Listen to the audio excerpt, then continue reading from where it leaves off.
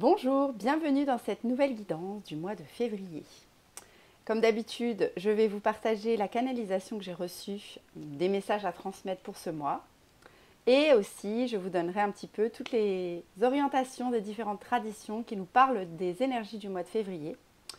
Mais avant ça, comme d'habitude, je vais vous proposer de liker cette vidéo pour lui donner un petit peu plus de visibilité et également de vous abonner à ma chaîne si ça n'est pas encore fait.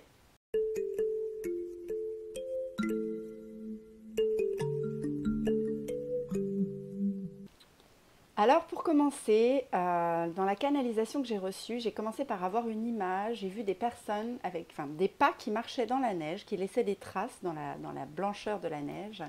Et en fait, ces pas ils convergeaient tous vers un même endroit dans la nature.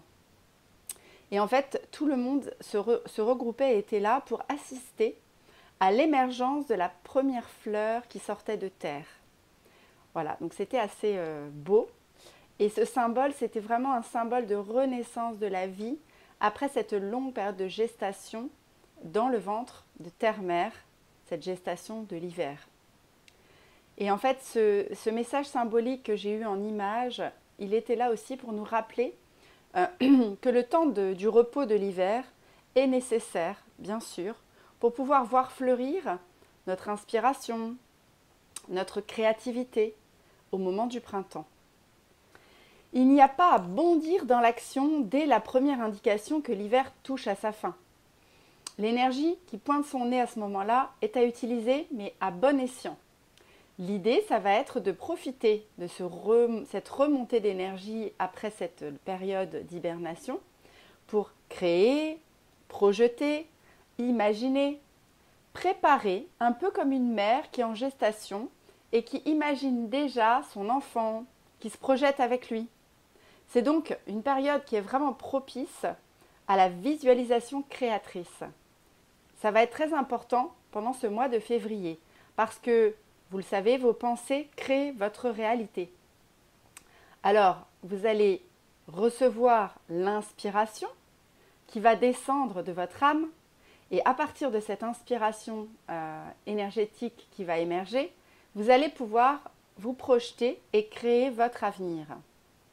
Donc, une fois que vous avez toutes ces idées qui viennent, qui sont des idées qui vont vous mettre en joie, vous pouvez vous délecter à ce moment-là des sensations du corps, des émotions, de l'énergie éventuellement qui s'expanse quand vous êtes en train de vous projeter. Et rêvez grand parce que la limite, elle n'est que celle que vous vous donnez. Donc cette phase, qui peut paraître un petit peu passive, est en fait extrêmement importante parce qu'elle va déterminer la suite de vos projets. C'est un petit peu comme des graines d'énergie positive que vous semez aujourd'hui, ce mois-ci, pendant le mois de février, qui vont faire pousser toute la réalité des projets dans votre vie demain. Quand je dis demain, c'est au moment du printemps, donc fin mars. Donc ensuite, l'image que j'ai reçue, c'était l'image de deux personnes qui s'appuyaient l'une sur l'autre pour trouver leur équilibre. Et en fait, c'était assez bizarre comme image, mais l'idée qui en découlait de cette image, c'était vraiment de se dire qu'il nous est demandé ce mois-ci de trouver l'équilibre dans toutes les dualités internes qu'on a, chacun de nous. On vit dans un monde de dualité, on le sait, dans cette 3D terrestre. Et on peut entrer en conscience, nous on a la capacité de le faire, d'entrer en conscience avec le fait que tout ceci n'est pas réel. Vous n'êtes absolument pas obligé de choisir un camp. Vous n'êtes absolument pas obligé d'être dans le ou alors que vous pourriez être dans le et. Et ça, c'est quelque chose qui me parle beaucoup. Quand j'ai reçu ce message, ça m'a vraiment parlé parce que j'ai passé ma vie à consciemment ne pas choisir. C'est-à-dire qu'à chaque fois qu'on cherchait à m'imposer de me caler dans un camp, alors je donne des exemples. Par exemple, quand on est au lycée, on va nous demander de choisir entre les sciences ou les lettres. Quand j'étais à la fac de psycho, on m'a demandé de choisir entre la filière neuroscientifique ou la filière plus psychanalyse. Quand je me suis intéressée à la psychanalyse, on m'a demandé de choisir d'être lacanienne, freudienne ou jungienne. Quand j'ai commencé à créer une école alternative pour les enfants avec des pédagogies innovatrices, on m'a demandé de choisir si je voulais du Montessori, du Steiner ou du Freinet. Et quand je suis devenue thérapeute, il fallait être thérapeute de quelque chose. Donc il fallait être sonothérapeute ou olfactothérapeute. Mais moi, je n'avais jamais envie de choisir parce que j'avais envie d'être le « et ». On nous demande aussi de choisir entre être dans l'énergie masculine ou dans l'énergie féminine dans cette société. De choisir notre couleur préférée. Mais moi, ce que j'ai ressenti plus profond de moi, c'est que je suis un être multiple. Je suis multipotentiel et je n'ai pas envie d'être enfermée ou coincée dans un camp et pas dans un autre. On peut se dire et ressentir au fond de soi, je suis le tout incarné dans la matière, dans un espace de dualité certes, mais je choisis de ne pas me faire enfermer dans cette dualité. Je suis au-dessus de cette dualité et j'accueille que cette réalité existe, mais que moi, je peux être au-dessus dans ma façon de fonctionner, dans mes choix et dans mon énergie. Donc ce mois-ci, on nous demande de réfléchir au nombre de fois où on cherche dans la société d'aujourd'hui à nous enfermer dans des cases pour qu'on soit bien rangé, parce que c'est beaucoup plus confortable comme ça. Ça me fait un petit peu penser au film Divergente, je ne sais pas si vous l'avez vu. Si vous ne l'avez pas vu, je vous invite à aller le voir, où on catégorise les gens comme ça. Et les personnes divergentes sont celles qui sont multipotentielles et qui sont pas, on ne peut pas caser dans une case. Et ça dérange parce que ça vient perturber l'ordre établi dans ces sociétés. Bon voilà, je ne vous en dis pas plus, mais allez voir le film si vous ne l'avez pas vu. Mais c'est un peu ça auquel j'ai pensé aussi quand j'ai reçu ce message. Donc ce mois-ci, libérez-vous. Soyez dans l'harmonisation de vos polarités pour mieux rayonner. Votre énergie est unique. Et ce serait dommage de vous condenser pour répondre aux besoins d'une société qui est en plus un peu malade, il faut bien le dire. L'image finale que j'ai reçue, c'était à nouveau un groupe de personnes dans la nature, mais alors cette fois-ci, c'était des personnes de toutes origines, de toutes les couleurs de peau, de tous les genres, de tous les styles, qui dansaient dans la neige autour d'un arbre-maître. Et en fait, ce que j'ai ressenti, c'est que ça représente toutes nos origines, toutes nos facettes, toutes nos énergies. En réalité, ça représente l'humanité, le un qui est diffracté dans toutes les couleurs, comme quand vous prenez la lumière blanche et que vous diffractez et que vous obtenez toutes les couleurs de l'arc-en-ciel. Eh bien, la lumière blanche, en réalité, elle les contient toutes ces couleurs. Eh bien, nous, on a à l'intérieur de nous toutes ces couleurs, toutes ces polarités différentes. Et la seule chose qu'on peut faire, c'est les harmoniser pour être en équilibre et pour danser sur cet équilibre tout le long de notre vie. Voilà pour ma canalisation. Pour ce qui est maintenant de la numérologie, on est dans une année 9 et on est février, un mois 2. Si vous additionnez le 9 et le 2, ça fait un 11. Donc en numérologie, le 11, 2, parce que c'est un 11 qui peut devenir un 2, si on additionne, eh bien c'est un nombre qui est particulièrement spirituel et intuitif. Donc c'est une énergie particulière ce mois de février, où on va nous inciter à devenir des chercheurs de vérité, des guérisseurs spirituels, chacun à notre niveau. Elle amène à ressentir une grande sensibilité à toutes les énergies subtiles. Ça nous pousse à devenir beaucoup plus intuitifs. Ce mois-ci, on va être plus sensible et plus intuitif à tout ce qui se passe autour de nous de subtil. On pourrait avoir plus envie, ce mois-ci, de travailler avec notre intuition et de l'écouter. Elle va être en tout cas plus criante, donc on va mieux la percevoir. De travailler également avec nos dons spirituels.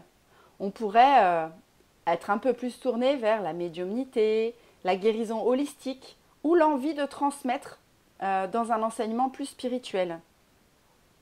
On va aussi être en quête ce mois-ci de compréhension à un autre niveau. Vous savez, quand on prend du recul et qu'on regarde avec beaucoup plus de hauteur pour avoir une dimension plus spirituelle, plus profonde, on va chercher à élever notre propre conscience, mais aussi celle des autres. Puisqu'on est dans le 11 qui n'est pas le 2, le 11 c'est plus universel et c'est plus pour le plus grand bien de tous, quoi. Donc quand on s'élève en conscience, on a envie aussi d'en faire profiter les autres. Bon, malgré tout, le 11-2 peut aussi parfois nous confronter à des défis liés à notre sensibilité. Il peut nous rendre un petit peu plus vulnérables aux émotions ou aux énergies négatives. Ah oui, si vous captez mieux et que vous ressentez mieux, vous allez y être plus sensible. Donc on va devoir apprendre à équilibrer notre spiritualité, certes, mais dans ce monde matériel. Et d'apprendre à gérer aussi du coup cette sensibilité qui va être un petit peu plus accrue de manière saine. Donc n'hésitez pas ce mois-ci à vous ancrer, à faire des exercices de respiration, à être encore plus enraciné pour avoir la possibilité d'aller explorer toute cette subtilité mais en sécurité et sans que ça vienne trop vous chambouler. En fin de compte, le mois 11-2, c'est un mois de développement spirituel profond et aussi de service aux autres à travers la spiritualité et l'intuition. Alors, pour les personnes qui ne seraient pas sur un chemin spirituel, c'est possible aussi. Dans ce cas-là, le 11-2 sera vécu comme un 2, comme l'énergie 2 de la numérologie. Ce qui veut dire qu'on sera plutôt dans des questions d'équilibrage de nos polarités intérieures, d'équilibrage de nos relations à l'extérieur, donc moi et l'autre, comment on fonctionne à deux, ensemble, dans la relation, dans la communication, dans les projets qu'on va faire en commun. Voilà pour la numérologie. Pour ce qui est maintenant du côté astrologie. Alors, ce deuxième mois de l'année, vous allez voir que tout va se jouer du côté de nos relations à nouveau. L'astrologie aussi le dit, d'après les astres qui vont être présents. Donc, ce qu'on peut dire, c'est que si une transformation émotionnelle peut s'annoncer là, il y a aussi des rencontres qui peuvent être surprenantes, puisque c'est à travers l'autre qu'il va y avoir des transformations à l'intérieur de nous. Donc, des rencontres qui vont être surprenantes, prometteuses.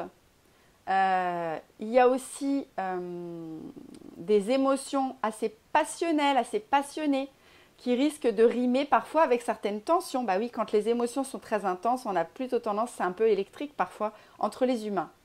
Donc voilà, tout ça est possible pour le mois de février. Donc voilà, prenez le temps de prendre du recul, de ne pas vous embarquer trop vite, vous laisser embarquer trop vite par les vagues émotionnelles.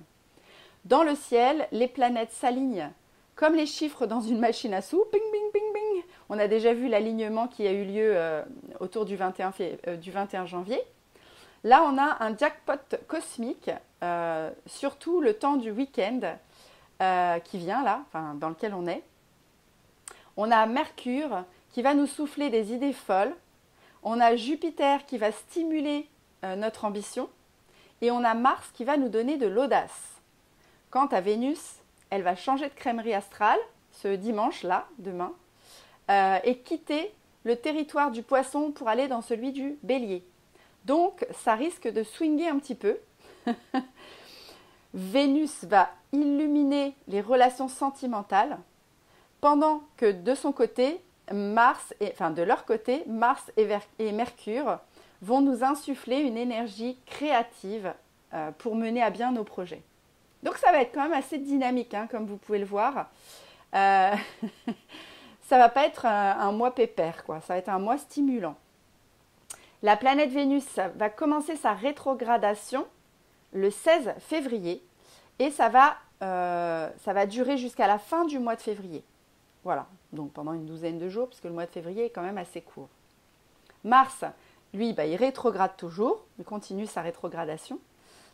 Et donc ces deux planètes qui vont rétrograder en même temps, on va dire, vont entraîner quand même quelques petites perturbations au niveau relationnel. Ah oui, on sait bien que Mars et Vénus, hein, comme le dit la pièce de théâtre ou le livre, c'est pas toujours simple. Mais en tout cas, ce qu'elles vont nous permettre, c'est de tirer bien des choses au clair. Parfois, il est nécessaire d'avoir quelques petites frictions pour remettre tout à plat. Donc ça va nous permettre de faire le ménage et de repartir sur un pied neuf pour le mois de mars qui démarrera derrière. Le 13 février, c'est une date à noter aussi un petit peu dans notre agenda, puisqu'elle est assez particulière. Ça va être la date du nouvel an des arbres, des astres, le nouvel an des arbres, selon l'enseignement très ancien.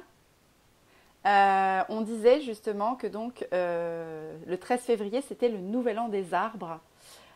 Donc c'est une date pendant laquelle on peut prendre de bonnes résolutions, puisque ce jour-là, ça annonce le jour d'une nouvelle floraison.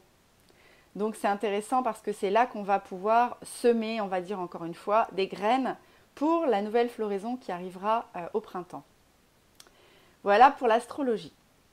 Au niveau des fêtes celtiques, alors on est totalement aujourd'hui dans la célébration d'Imbolc qui commence aujourd'hui ce 1er février et qui dure en général jusque le 2 au soir. Donc on est à une période de l'année où on est à mi-chemin entre le solstice d'hiver et l'équinoxe de printemps. Et la présence de la lumière du soleil se fait de plus en plus, elle croît en fait, donc de plus en plus forte. Elle a commencé à remonter à partir de la fête de Yule, donc de l'équinoxe du solstice d'hiver. Et on a la nature qui se réveille doucement. On dit que le roi soleil réchauffe de plus en plus la mère terre. C'est un joli symbole. On a d'ailleurs longtemps considéré, certaines civilisations considéraient que le printemps commençait maintenant et pas à l'équinoxe de printemps, tant le soleil se faisait de plus en plus puissant. Chez certains, d'ailleurs on le voit parce qu'il y a le réveil de certaines allergies entre fin février et début mars, là, qui vont dans ce sens. On voit bien qu'il y a quelque chose qui se réveille puisque souvent les personnes allergiques réagissent à partir de ce moment de l'année. Donc à Imbolc, on va honorer la déesse Brigide, qui est une puissante déesse qui va être connue pour 3 aspects du cycle féminin. Elle symbolise la jeune fille, elle symbolise la mère et elle symbolise la vieille femme. Et donc le nombre 3 et son multiple 9 sont souvent considérés comme magiques dans les domaines ésotériques. Donc Brigide, elle est à la fois la déesse du feu, des forgerons, de l'eau, et elle protège aussi les eaux guérisseuses du puits sacré chez les Celtes. On associe donc Brigide à Imbolc parce qu'elle est parfaitement liée aux énergies de ce sabbat. Elle est là aussi pour célébrer le changement, la transformation et les nouveaux commencements. Elle est aussi associée donc à la forge, je vous le disais tout à l'heure, à la guérison et aussi à la poésie, qui sont finalement considérés comme des arts magiques de transformation. Donc, Imbolc, c'est aussi un bon moment, par exemple, pour faire vos propres bougies. Vous créez vos propres bougies si vous en avez envie, c'est une idée. Et on va demander, au moment où on fabrique ces bougies, à Brigide de bénir ces bougies pour que quand on les laisse brûler dans l'année, il y ait cette énergie qui se répande dans la maison. La lumière des bougies va inciter la lumière et la chaleur du soleil à devenir plus intense. C'est comme si on mettait tous ensemble notre énergie du feu dans la maison pour inviter le soleil à croître encore plus. Imbolc, c'est une fête qui est dédiée au renouveau du printemps, à la purification qu'on va faire en fin d'hiver. On est un peu resté enfermé, là on aère un peu moins parce qu'il fait froid, etc. pour le chauffage. Et bien là, ça commence à être le moment d'ouvrir un peu, d'aérer, de purifier les souillures accumulées pendant l'hiver afin d'accueillir le frais, le propre, le renouveau et la lumière. Voilà, donc n'hésitez pas à nettoyer chez vous, purifier, mettre de l'encens, des huiles essentielles. C'est le bon week-end pour faire ça en ce moment. Et vous avez vu qu'on a gardé quand même cette tradition ancienne dans nos cultures, puisqu'on parle souvent de faire un grand nettoyage de printemps. Donc voilà, cette expression très probablement vient de cette origine-là. Donc cette fête, elle marquait la reprise à l'époque des travaux dans les champs. C'était aussi la naissance des premières brebis. C'est pour ça aussi, parce que Imbolc, c'est en lien avec le lait, avec la couleur blanche. C'est lié au renouveau du printemps. C'est un symbole de vie qui renaît à cette période. Vous pouvez donc aussi sortir vous balader dans la nature Et quand vous vous baladez dans la nature, vous pouvez porter votre attention. On entend les chants des oiseaux à nouveau. Vous pouvez admirer les toutes premières petites fleurs qui pointent le nez, comme les primevères ou d'autres petites violettes dans les semaines qui viendront, qui vont arriver aussi. Les petits bourgeons qui apparaissent sur certains arbres, dont les saules, les noisetiers. Tout ça nous donne un petit peu de joie de se dire « ça y est, l'hiver commence à arriver à toucher à sa fin ». On va revoir arriver à nouveau le beau, la lumière, la chaleur, etc. Vous pouvez allumer chez vous donc des bougies blanches, peut-être celles que vous aurez créées, pour égayer votre table si vous avez envie de célébrer Imbolc ce week-end. Le blanc symbolise le premier lait, qui est donc le symbole d'Imbolc, avec les brebis qui mettaient bas et le lait qui revenait. Vous pouvez préparer un repas tout blanc, avec du chou blanc, du panais, du riz au lait, enfin tout ce qui vous vient de couleur blanche, et le partager avec vos êtres chers. On arrive maintenant avec les 13 mers amérindiennes, donc on part du côté de l'Amérique du Sud. Et donc ce mois de février, c'est le mois de la gardienne des sagesses. Et donc, qu'est-ce qu'elle va nous apporter, qu'est-ce qu'elle va nous dire, cette gardienne des sagesses? Eh bien, c'est la protectrice des traditions sacrées. Donc, on peut dire aussi que c'est la gardienne des mémoires ancestrales. Donc, par exemple, on lui associe aussi les pierres de lithothérapie, toutes les pierres, parce que c'est quelque chose qui traverse les âges, qui est très, très, très ancien, et qui porte les mémoires de la terre en elle, ces pierres. Elle est la dépositaire du souvenir et de l'art de la mémoire. C'est la mère aussi de l'amitié et de l'unité planétaire. Vous voyez, on revient aussi au symbole que j'avais reçu en canalisation. Elle nous aide à être dans une compréhension mutuelle davantage avec nos congénères. Elle nous enseigne également l'art du développement de soi et l'expansion. Et là, vous voyez que ça rejoint, que ça va très bien avec l'énergie du 11-2 de numérologie. Elle nous aide à avoir accès à la mémoire planétaire, pas seulement à notre mémoire ou à la mémoire de notre clan transgénérationnel, mais vraiment la mémoire universelle de tous les êtres humains. Elle nous aide aussi à accéder à nos souvenirs personnels, bien sûr, et à l'ancienne sagesse et les anciennes connaissances. Elle nous aide à comprendre que la sagesse que détient chaque forme de vie est importante à respecter. Et elle nous aide aussi à connaître la mission, la nôtre bien sûr, mais la mission de chacun sur cette terre. Elle aime l'idée de nous aider à être amis ensemble et restaurer l'amitié en faisant de la place au point de vue de chacun. Voilà, on n'est pas dans c'est moi, j'ai tort, tu as raison, tu as raison, j'ai tort. On est dans quelque chose de peut-être que tout le monde a une vérité à apporter qui peut enrichir le collectif. Voilà, je ne vais pas vous tirer de cartes d'oracle ce mois-ci parce que, vous l'aurez peut-être repéré, je ne suis pas chez moi, je ne suis pas dans le décor habituel et je n'ai pas mes oracles avec moi. Mais vous aurez un nouveau tirage dès le mois de mars, dès le mois prochain. Voilà, je vais vous laisser en méditer sur toutes ces sagesses et sur toutes ces énergies dans lesquelles vous allez pouvoir vous projeter. Je vous souhaite de passer un mois de février stimulant, dynamisant et en même temps qui va vous permettre de créer de belles relations autour de vous pour le plus grand bien de tous. Et je vous dis au mois prochain pour la prochaine guidance.